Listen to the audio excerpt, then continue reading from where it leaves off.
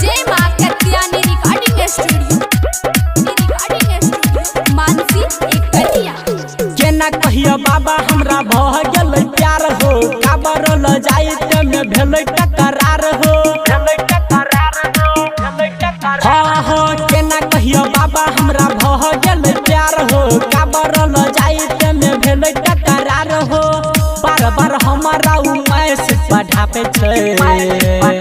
अरे कौन रे फलानावा के बेटी देव घर में बोलावे छै फलानावा के बेटी देव घर में बोलावे छै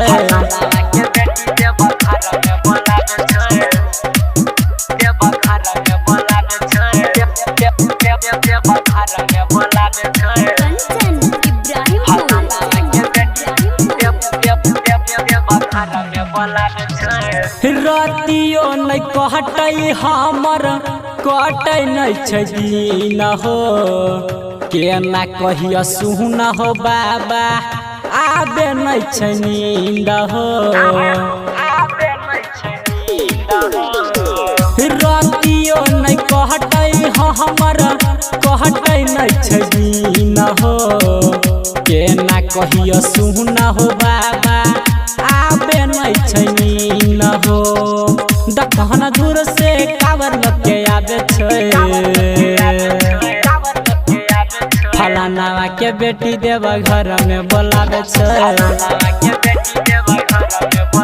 फलानावा के बेटी देव घर में बोलावे छै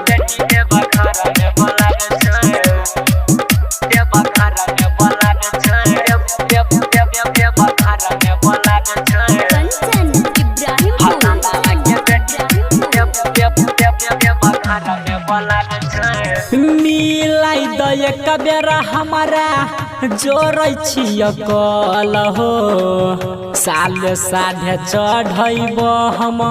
तोहरा के जल हो मिला दय कबेरा हमारा जोड़ै छिय कल हो